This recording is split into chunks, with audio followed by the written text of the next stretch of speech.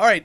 Good morning, everybody. And this week we have RSA, the Security Division of EMC, on the air with us. And this is RSA's Fraud Action Research Labs over in Israel. And we have with us Maura Huvia. Good morning, Maura, and how are you? Good morning. Doing well. How are you? Not bad. So we have the topic is going to be counterfeit credit cards. How are they manufactured, and how are they used to commit fraudulent transactions? Two solid Right. topics. Go ahead. Sure. So, as you said, we're going to be talking about counterfeit credit cards. Specifically, I'm going to go into how they're used to complete fraudulent ATM withdrawals. So there's basically two methods that fraudsters can use in order to do that and complete fraudulent ATM withdrawals. One of them involves a vulnerability within the bank's security systems, and the other is something that the banks really can't do much about except try to be vigilant. So just to put this into context, Joe, we've seen a few recent incidents that involve this kind of fraud. Recently, a Singapore bank reported that it lost $1 million due to fraudulent ATM withdrawals. And actually, in Union Square, in New York City, just in November 2011, there was also a scheme that involved 11 different ATM machines being defrauded. And I'm just going to go into what fraudsters need in order to complete this kind of scheme. Go ahead. So, yeah. So, what would a fraudster we need for this kind of fraud scheme is several things. First of all, blank plastic cards. There's underground vendors that can supply that.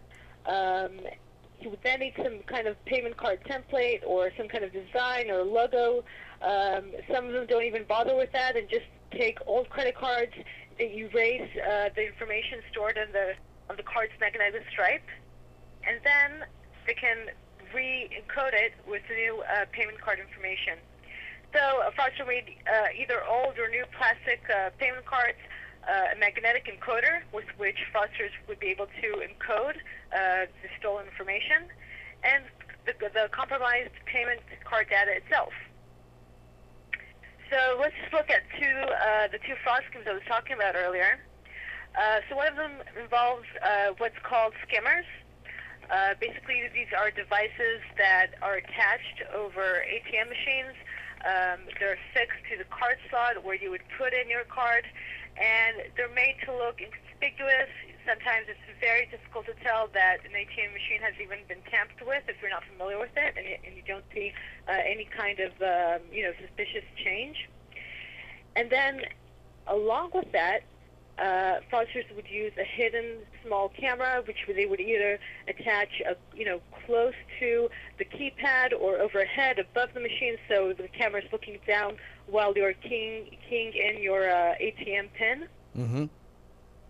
So once fraudsters have this kind of skimmer and camera in place, and you put in your card, that information is read by the skimmer, and then it goes on to be read by the ATM machine itself.